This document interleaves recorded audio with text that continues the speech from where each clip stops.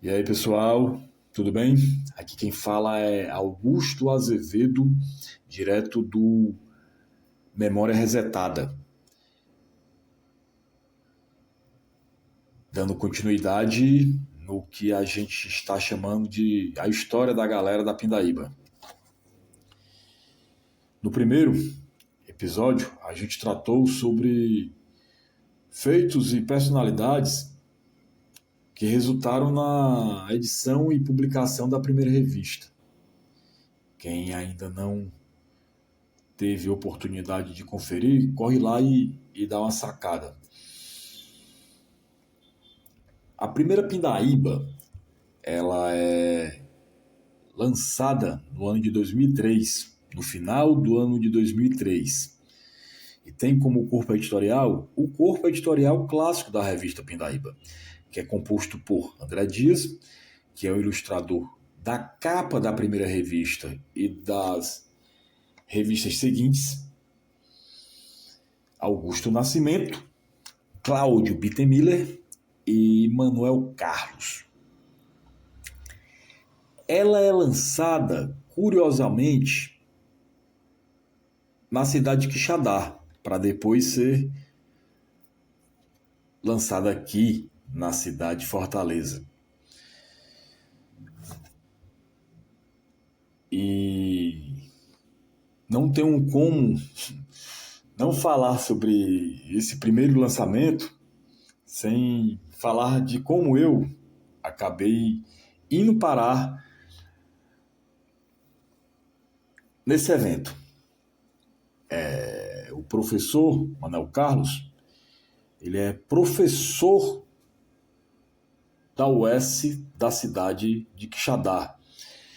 E no segundo semestre do ano de 2003, precisamente em novembro, ele organiza um evento literário chamado Profanar, reunindo poetas, escritoras, escritores, artistas de uma maneira geral, para expressar suas respectivas linguagens, manifestações. A revista Pindaíba número 1, ela já estava sendo editada há algum tempo, então veio muito a calhar ela ser lançada inicialmente na querida cidade de Quixadá, e para depois a gente pensar como é que a gente lançaria em Fortaleza, né? A ideia era fortalecer o lançamento em Fortaleza, fazendo um lançamento bem caprichoso, bem legal no Quixadá, e foi o que aconteceu, né? O lançamento na cidade de Fortaleza fluiu da maneira como fluiu, porque a gente teve experiência na cidade de Quixadá, embora toda a estrutura, inclusive de hospedagem das pindaibeiras e dos pindaibeiros, o Manuel Carlos desenrolou, né? Então a gente teve isso muito facilitado. Eu não iria, pelo simples fato de algum tempo, né, acho que um mês antes da galera fechar, né, esse lançamento, eu tinha comprado o ingresso do show do Chicken Jaffa Cole, no que a gente pode considerar, não sei se o prime, o auge do saudoso Canto das Tribos. Uma casa de show, né, que embora tivesse abertura para a realização de festivais, shows musicais de diversos gêneros, ela se tornou a maior casa de reggae da cidade de Fortaleza, né? Eu acredito que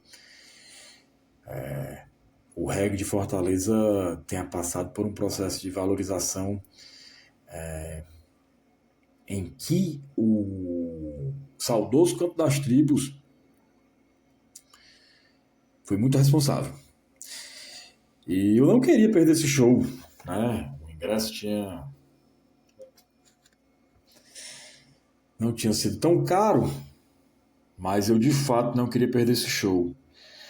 Eu estava no primeiro semestre, né, do curso de artes cênicas do antigo Cefet. E era uma sexta-feira. E eu tinha,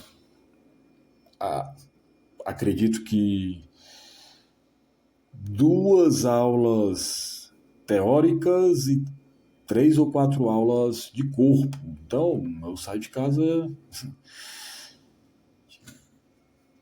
havaiana, calção de tactel e camiseta de algodão. Então eu fiquei sabendo que a galera ia se concentrar no Bar da Pitombeira, que, né, a gente talvez não, com certeza a gente vai falar bastante durante esses episódios. Um abraço aí pro Marquinhos, pra Loura, pra todo mundo que compõe esse bar histórico do Benfica e da cidade. E como eu sabia que a galera, eu já tava ligado que a galera ia ratear fretar uma Tupic, né? Uma van, uma peru, enfim.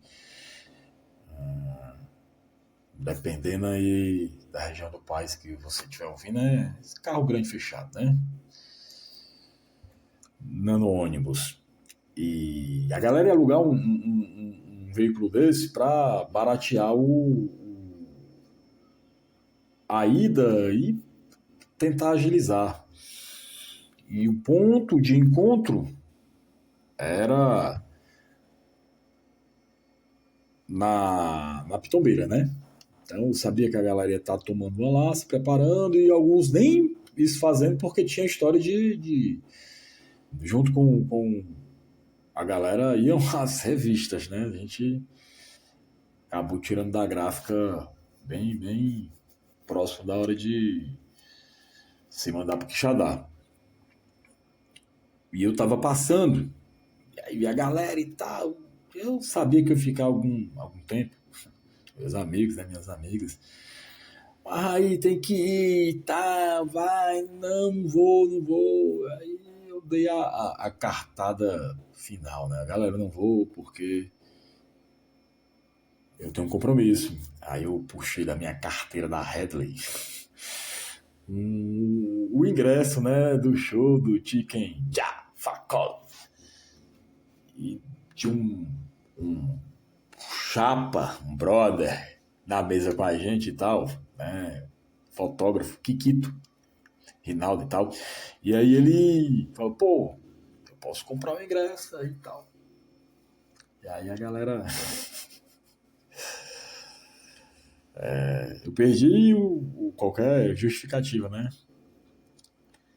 A galera me convenceu a vender o ingresso pro mano e tal. E com o compromisso de pelo menos passar na minha casa e pegar uma muda de roupa que não foi feito, lógico que não foi feito, né? Então eu fui para o Quixadá com a roupa do corpo, né? Chegando lá, o Manuel Carlos me deu uma camisa do evento para fanar, né? Depois do evento noturno eu, né, tive que lavar a cueca e estender e ficar no osso até ela secar. Na noite seguinte, o Alexandre Gomes me prestou uma camisa de malha indiana. E a Topic atrasou para chegar e atrasou para chegar lá por uma série de ocorrências, né, relacionadas ao comportamento de determinados pindaibeiros, que não vale aqui citar nomes. Pra vocês terem ideia, até urinar dentro da Topic, teve cabra velho que fez isso, né? Teve figura que fez isso, né? Enfim, né? Problemas. Então a gente se atrasa para chegar na cidade. Sendo que a gente acabou gerando expectativa, porque embora tivesse atrações musicais, se não me engano tinha uma banda e além da discotecagem. Mas a gente, talvez por conta desse atraso, né, assim, galera fazendo necessidade em garrafa, a gente gerou expectativa no público, né? Então, assim, a festa só ia começar de fato quando a gente chegasse. A gente demorou, tipo, mais ou menos 1 hora para além do previsto. Então, quando a gente chegou lá, né? Aquele papo de 15 segundos de popstar, né?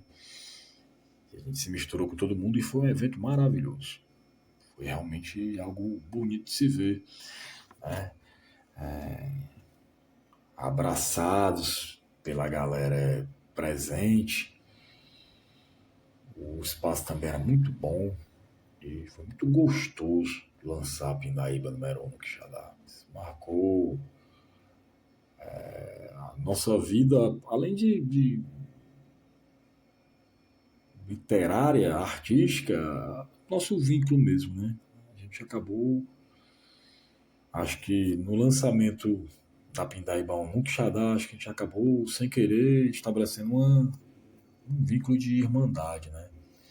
Que eu pelejo para me distanciar desses cabas. Mas difícil, viu? Dá um tempinho, mas eu sempre volto. Então a gente sai do Quixadá assim, muito motivado para lançar a Pindaíba número 1 aqui na cidade de Fortaleza. É uma edição peculiar porque ela é em formato de A4 dobrado ao meio, né? Diferente das demais revistas, né? Dos demais, que tem formatos distintos, sem seguir necessariamente um padrão. E isso é uma característica da revista Pindaíba, né? Uma abertura para a diversidade gráfica também, né? Além de artística literária. Então a gente recorreu a um espaço muito bacana que havia na praia de Iracema, chamado Undergroove. O Undergroove era um espaço do Narcélio Grude, né, artista visual. E foi muito bacana a gente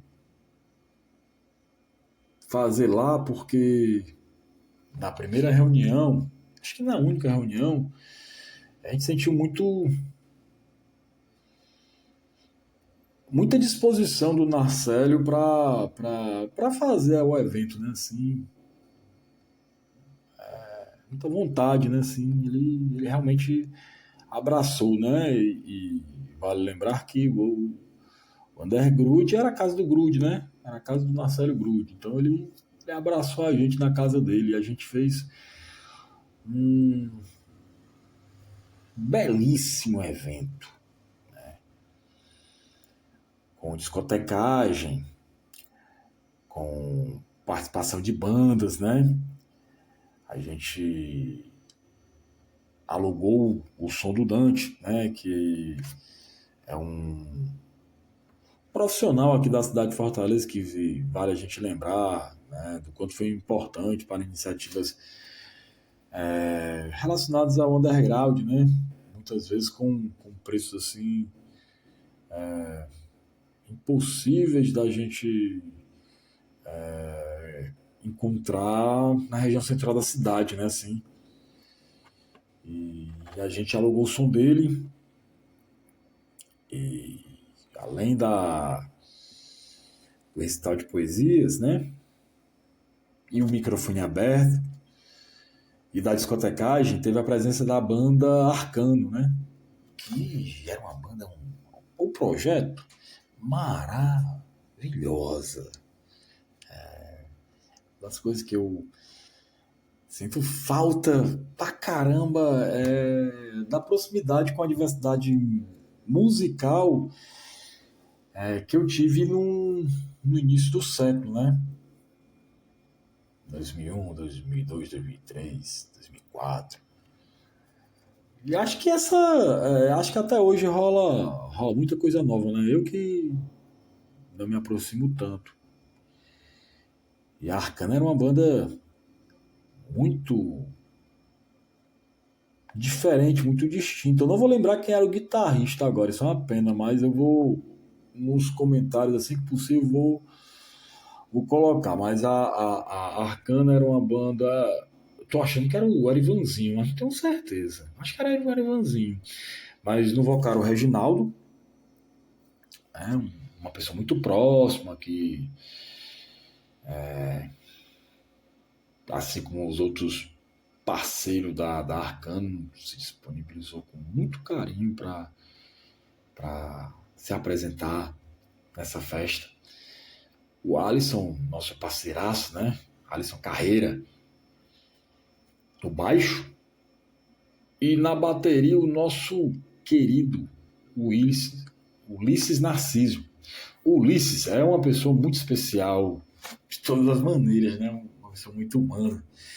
E o Ulisses é um fotógrafo profissional que tem registros que dificilmente vão ser encontrados em outros acervos relacionados à vida, não vou dizer vida acadêmica, né, mas à vida cultural do Benfica, né, no que tange os anos 90 e começo dos anos 2000. Então fica aqui a instigação, né, de como é que a gente poderia acessar, construir exposições, valorizar esse trabalho tão bonito do Ulisses, né? Que além de fotógrafo, foi batera da Arcano. Uma banda não tem como a gente definir, era como se fosse um new wave com bastante influência progressiva, mas com a pegada de música popular brasileira muito acentuada. E a minha dúvida é só essa, se era o Arivanzinho que era o guitarra, mas eu acho que sim. Ou pelo menos nessa primeira formação, né? E a festa durou não a noite toda, né? Mas acho que foi até umas 3 e foi uma delícia, galera. Foi muito gostoso. Acho que aqui vale a gente começar a tratar de como é que ocorre o esquema da revista Pindaíba, né? Sobre financiamentos de uma maneira geral, eu quero deixar isso para o terceiro episódio, que é quando a gente vai falar da Pindaíba número 2, porque eu acho que é o melhor momento para a gente tratar, né, sobre as posições tomadas em relação à possibilidade de financiamento para as edições da revista Pindaíba. Mas a Pindaíba, ela sempre foi custeada pelo seu corpo editorial e pelos seus próprios colaboradores, né? Através de algo que eu não diria que a gente foi precursor nisso, né? Mas bem antes, né, das plataformas de financiamento de projetos artísticos, surgiu a ideia de financiar a Pindaíba a partir de compras antecipadas. Sério, eu não lembro se a primeira passou por isso. Certo é que teve cheque da galera, né, de editor pendurado para a gente poder lançar a revista. A gente teve que... não é o caso de citar nomes, mas teve gente que se pescoçou, que se botou no fogo para a revista poder sair, né? Foi uma tiragem não pequena, acredito que, se não me engano agora, uma tiragem de 1.200 exemplares. Posso estar errado e corrigir isso aqui na sequência. E eu lembro que uma das maneiras que a gente teve para financiar essa primeira revista foi vender marcadores de texto produzidos pelo André Dias, né? A gente pedia contribuição voluntária, ia juntando uma apurada e vendo o que dava. Foi muito bacana, muito legal. E na revista Pindaíba, né, junto com seus editores, a gente vai ver trabalhos de pessoas que se mantiveram, né, presentes em outras edições. Né? É o caso da Salina Muniz, é o caso do Dedé Calixto, e dos próprios editores e de uma turma que não estou lembrando agora e estou com medo de citar e não. Enfim, cai em contradição e acho que esse episódio também vai elucidar de como eu, né, o Augusto, participo da primeira Pindaíba com uma prosa poética quase crônica. Quando eu escrevi, a ideia era uma crônica, só ficou tão bonitinho e tal, que passou a ser concebida, né? A ser entendida. Uma prosa poética, né? Que se chamava Carta de Demissão, que é um texto que eu falo sobre o tempo. E gosto muito desse texto. Bastante. Tem esse aspecto afetivo, né? Porque a Pindaíba não é apenas trabalho, né? A Pindaíba tem muita emoção. E a partir da primeira Pindaíba a gente consegue vislumbrar o nosso propósito, né? Como coletivo, literário, artístico, que nunca se fechou. Não há regras, né, para participar da Pindaíba desde a primeira, né? A única regra é não fazer hora com a nossa cara, né? De querer lançar algo que, enfim,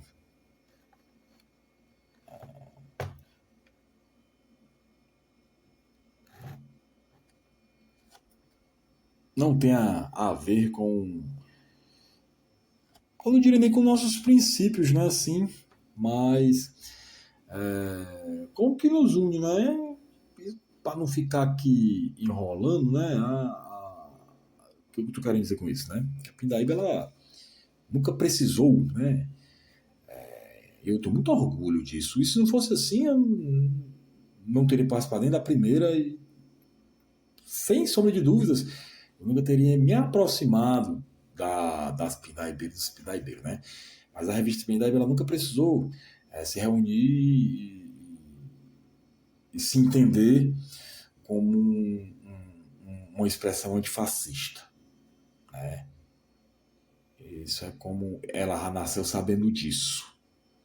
Isso é Brasil 2025, onde tudo está muito conturbado, em que é triste admitir, mas a gente tem dependência política e até mesmo social de figuras, né, em vez de movimentações em si, né? E estou aqui me referindo ao presidente Lula, de como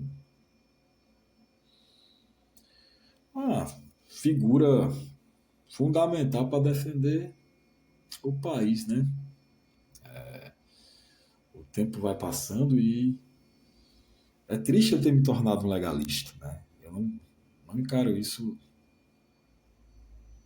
de uma maneira nada positiva, né? Mas eu não posso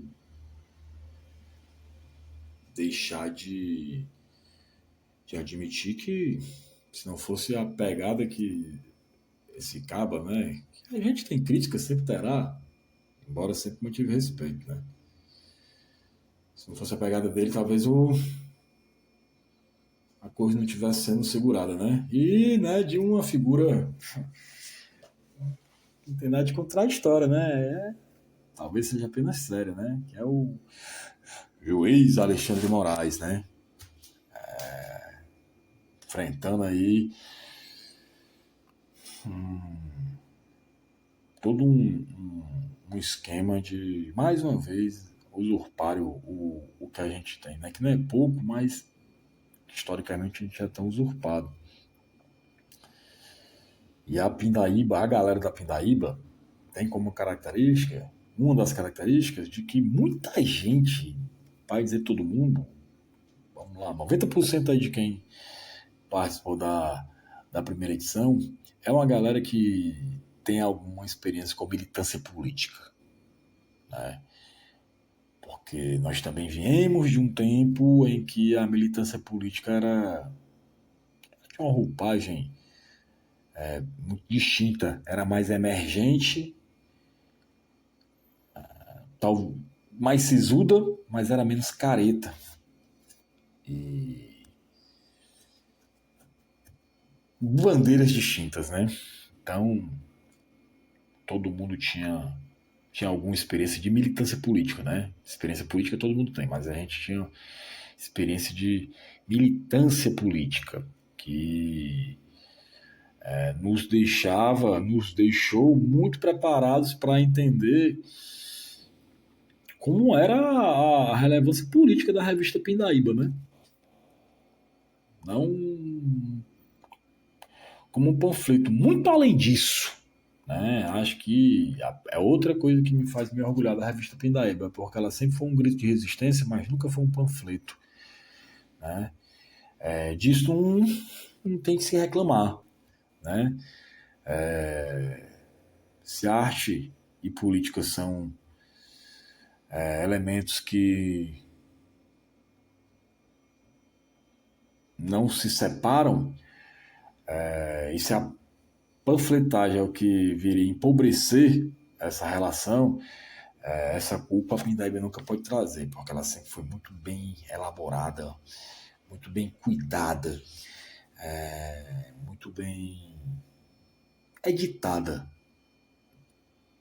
graficamente, artisticamente, né? Então a gente não usou a revista Pindaíba para expressar qualquer coisa se não fosse através da arte, né? Então isso é muito importante, né? Sinto muito orgulho disso também. A revista Pindaíba ser uma demonstração de uma arte política não panfletária. E como a gente já imaginava, né? Não houve um interesse dos meios de comunicação, dos veículos de comunicação aqui da cidade, para divulgar, né?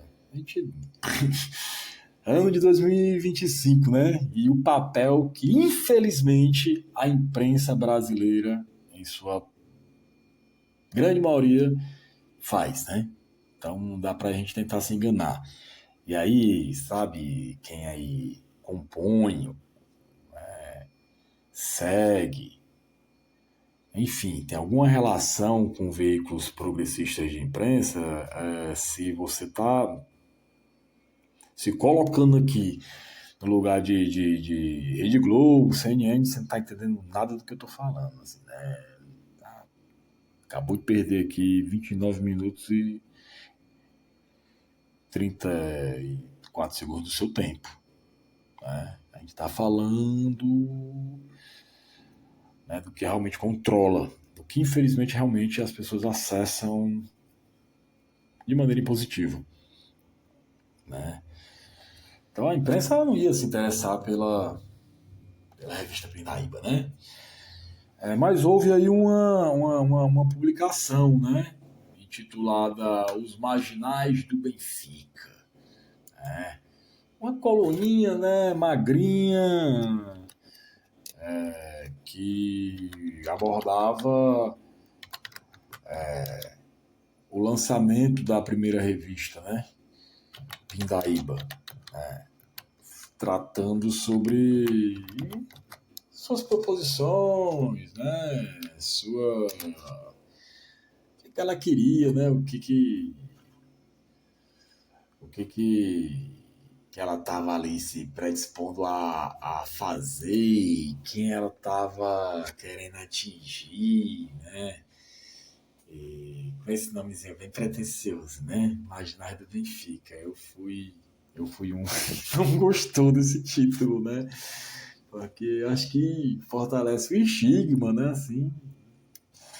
Mas a gente acaba sendo, né? Figuras, né? Artistas, né? Escritoras, escritores de uma cena marginalizada, né? Que já